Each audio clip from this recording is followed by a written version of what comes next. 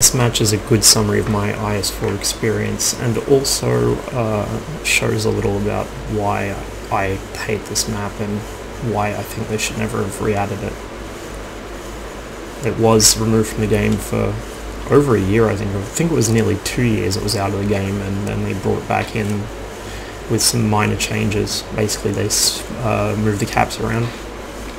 So anyway, my IS4, TA also in his IS4.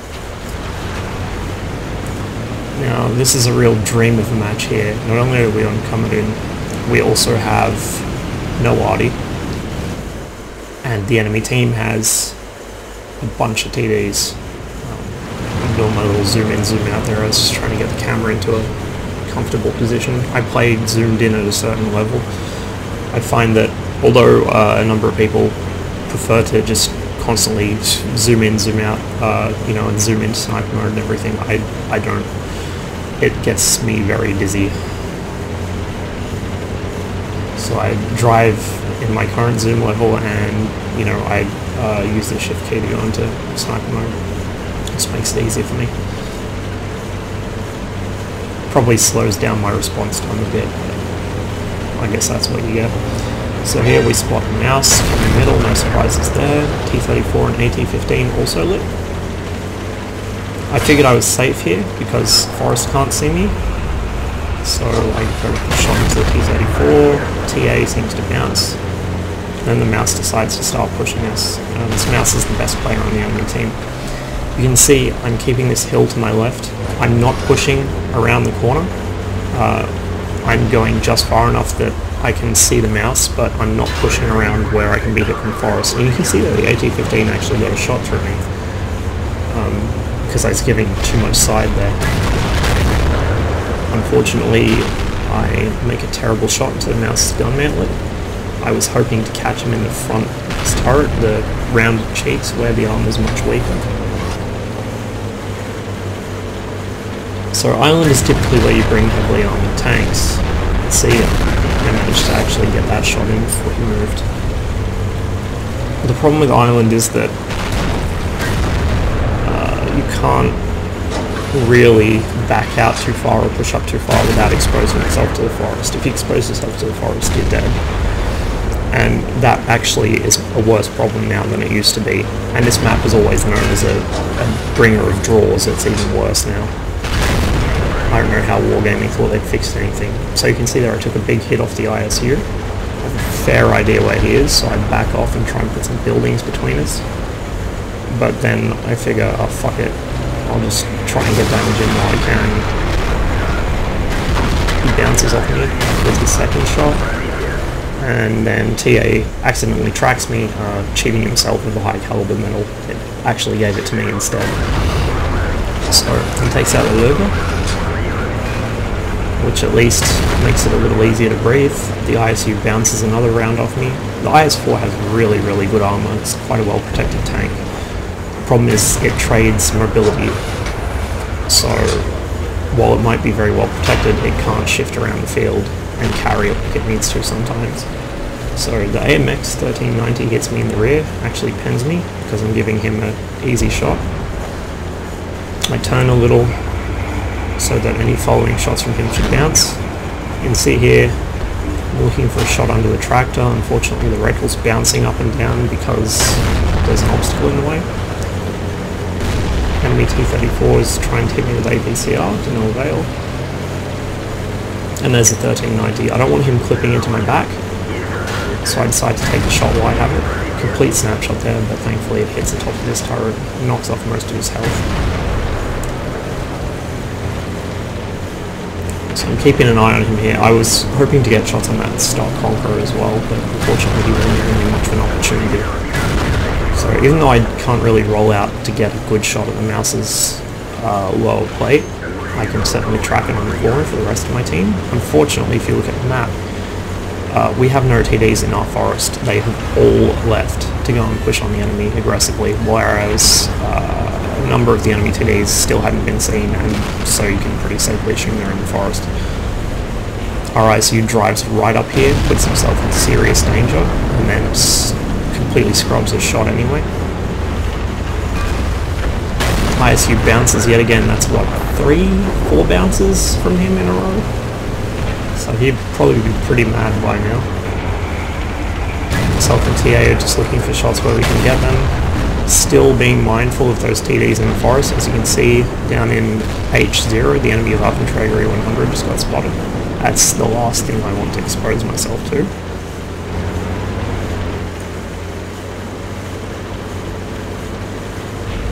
With the mouse down, it's much easier to position around here.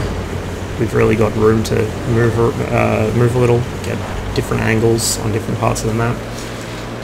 Island is a fairly good position. It has quite a lot of vegetation, quite a lot of bad driving from me too, and good sight lines on a lot of the map. There are some areas you can't really hit from Island without exposing yourself, but it's not a bad place to go, and so usually a team will send their heaviest armored heavies there. Unfortunately, it's not always where you need to be, and with, you can see there, ISU just accidentally blind shot the AT-15, aiming for the T-34. But with this team, we really need to be able to shift around a bit more, so positioning on the island was good, but perhaps we should have left it after we won it. I'm not sure. Honestly, I don't think this was our fault so much as the rest of our team. So these guys get lit. Don't want any of them on our flank, so I pull back and get a shot into the JPE while he's sidelined to me. You can see TA and I are beginning to run low on ammunition. I'm down to 14 effective shots. I was carrying 2 HE for emergency decapping and Waffenträgers. I think I might remove those because the IS-4 actually can run itself out of ammo in a long game. Actually, as the firefight got a little more intense over here, TA and I were constantly keeping a running tally over TeamSpeak of how many rounds we had left. Because it got that bad, we were down to rationing ammunition. So I pop up hoping the JP is not looking. I might be able to get a shot, but nope. I don't want to sit around in front of this gun waiting for one, so I move into the ditch here. Our T-95s are actually pushing into the enemy forest, so they should have eyes on those TDs very shortly. So I'm just being mindful of that while trying to get something on this JPE here. You can see our T-32 has abandoned the east flank, even though he has 2 T-95s there that he could be supporting, and he's going to come back and hull down in A6 instead. And in fact, once he did get to A6, he didn't move for the rest of the game, except into A7. He refused to spot for us. So the enemy of Waffenträger Pens 4's up. I auto-aimed that for some reason or other, I'm not sure why. Either way, it did hit. Foch is up. You can't see it through the trees, but there's a number of small hills and berms that run through each forest that block shots. So you have to really wait for them to push right to the edge of the forest before you can get hits on them. You can see here, me aiming for the Waffenträger. Unfortunately, my shot flies high because I didn't lead him very well, but TA does get a shot in. Foch has got his side to me. Knock off a couple of his hit points, but our T-95 just drives straight in, apparently oblivious to the fact that a Foch can pen him. Foch backs away. I go for a shot, but unfortunately it bounces too high. It must have hit his roof. So our other T-95 is actually in the enemy cap. That's not a good position for him to be in at the moment because we can't support him very well. Waffenträger, the other one, the Rumpo, starts moving into our spawn, into our forest actually. Our 1390 keeps him lit and kills him. The JP is still there. So at this point it was looking like we might have this, even though I'm down to 7 effective shots, and I believe TA was down to about the same. We're capping, although the T-95 is probably going to be reset very soon, and the enemies are scattered thin. This JP is alone, he has no support. The T-34 has gone back to reset and is cleaned up by our T-95. So I asked the 1390 to spot the JPE right as our T-95 gets taken out by the Foch. Leaves us on shaky ground, but we can still do this. Now, because I'm so low on ammunition and I didn't really want to load HE just in case. I couldn't shoot down the JP's destructible cover, and neither could TA. And it manages to snapshot our 1390 on the move. So we just lost the tank for no damage going on that JP. It's unfortunate. I take a blind shot just in case. Waste of ammunition, honestly, but at this point I was getting kind of frustrated. Our T-32 isn't spotting it. He should be spotting the JPE. He's in a good position to, but he refuses to spot it at all. Meanwhile, RE4 has been sort of kicking around the island with us the whole time, and TA, in frustration, tells him to go do something. Unfortunately, you have to be specific when you tell pubbies do something, because they by default interpret it to mean go suicide your tank, which is exactly what the E4 did. He actually did do damage this game. He ended up doing quite a lot. I think it was like 4 or 5k damage. But by throwing his tank away at this point in the match, he actually threw the game, as did the T-32 by... He gets one shot here on the JPE, which distracts it, but unfortunately that's all he did. He didn't shoot its cover out for us. He didn't spot it again after that. In fact, he hit as hard as he could. So the Foch is momentarily spotted, but I don't have a clear shot, so I leave it. Once again, I'm down to 6 effective rounds here. And here goes RE4 suiciding into the middle. This guy had been playing not well, but decently up to this point, but here he just completely threw any chance of a win out the window. Drives in front of the T95 and then fires HE at it. Now, I don't know whether that means he'd run out of AP, or whether he was actually stupid enough to load an HE shell deliberately, but either way, that cost us the game. In fact, it may well be possible he'd been firing HE all game and had simply been getting lucky, since 155mm HE can do quite a lot of damage if it hits the right spot of the tank. So now it's myself and TA both critically low on ammunition versus a JPE we can't see, and we also have to worry about the Foch and the T95 moving up. Now, at this point, even if one of us is to teleport into the enemy cap and not be reset, we wouldn't have time to cap fast. At this point, we have to kill the enemy tanks. There's nothing else we can do. And this is rather complicated by our T-32 being a useless piece of shit. As you can see, he's sitting in A6, still has not moved, hasn't fired his gun since that one damaging shot he put on the JP100 while it was looking at us. We've been telling him to spot the whole time, he hasn't. So I just tell everyone to report him as a bot, because he may as well be for all the good he's doing our team. At which point his platoon mates rush to his defense. Let's see what pubbies think of this situation. You can see here I'm trying to position in bush so I at least have some camo and some chance of spotting the JP myself. So the other T-32 in his platoon says he's not a bot, and the T-34 says it's just low tier ambush. Apparently hiding in the corner of the map completely hold down so you can't shoot enemies is hiding in ambush. Looks like I've been playing wrong. He's in a good hold down spot defending the cap apparently. He's done one shot of damage. He can't even see the things that are going to be assaulting the cap. And now that the Foch has appeared, he's running to A7 instead so he can hide from that. Then they accuse us of being useless. Myself and TA totaled 12k damage between us this game. It was basically us and the E4 doing everything. Nobody else really contributed.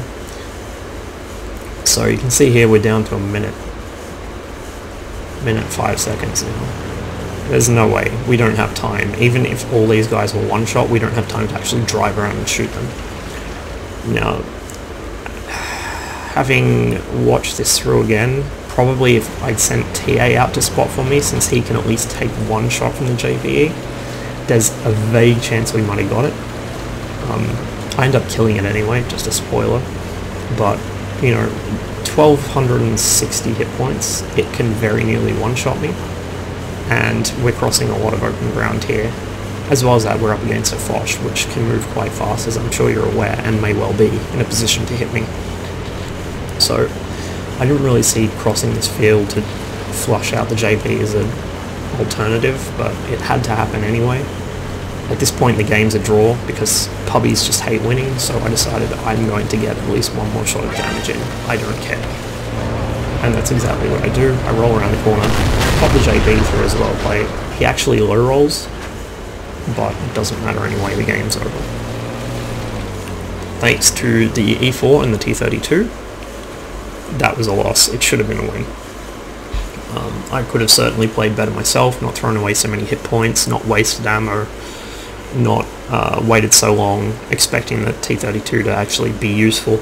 But at the end of the day, I think a lot of the time when good players lose games, they may have made mistakes, but their mistakes usually pale in comparison to their teammates. That E4, driving into a crossfire of a T95 and a Foch, and then firing HE, that I could have made a million more mistakes, and I just did that match and still not have been as bad as that. Anyway, onto the map theory crafting. So Komarin, when it was in the game originally, the cap zones were reversed, well, not reversed, but in different positions. So the cap zone for South Spawn was, where was it? Actually, it was here. Sorry, it was here. And then North Spawn's cap zone was here. So what happens is you run, we'll take North Spawn as an example, you run east and then zip down here. You can crash straight into their attacking forces, or you can go for the cap fast route, which is just down here. The old hell camp position for defenders used to be along these riverbanks. For south it was actually following the riverbank, for north it was along the back in A6 to A8. You used to get people holding down there. And then you'd have a fight for the island. There weren't as many buildings there. There were clearer fields of fire, so people would shoot from the island out of the cap as well. Now, because of the position of the cap, spawn positions were the same as they are now. So, you know, the current cap positions, the old spawn positions, but because of the way people played the map, usually you get tanks pushing through here, but they typically be mediums and light tanks. You might get a TD or two watching from forest. The bulk of the defensive force would be over here and over here. So again, taking north spawn as an example, sorry for my English, you push across the bridge, say in something fast, T54s, E50s, whatever, and come blazing down here. These buildings, there weren't buildings there, I don't think, or there was a couple of houses here, this village, again, a couple of houses.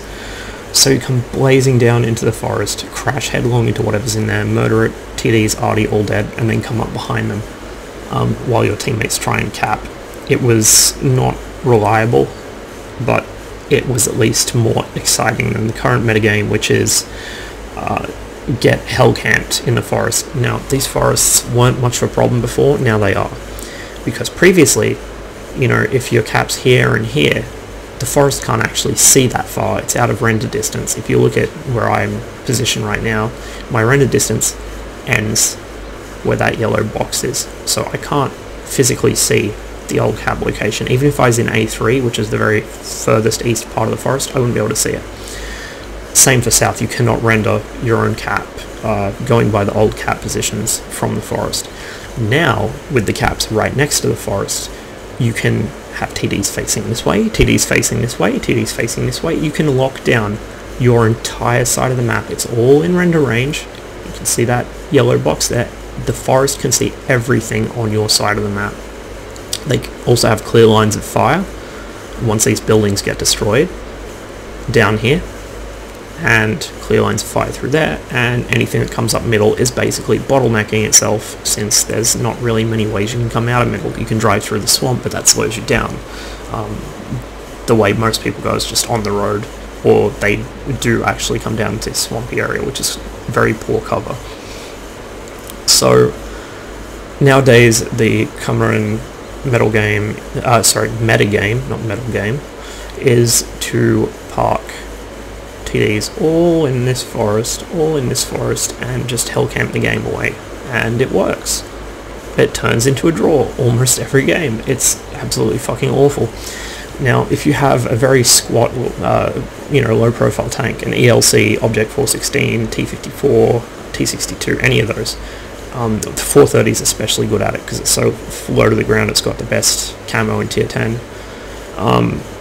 There's a slight bowl here, like a depression that you can run down on the 0 line, which lets you get up to the buildings in G0, and then from there you can push into the forest and actually get up in people's faces. And if you know the terrain, which you can kind of see if you look at really closely at the map, there's like a berm there and a bowl there.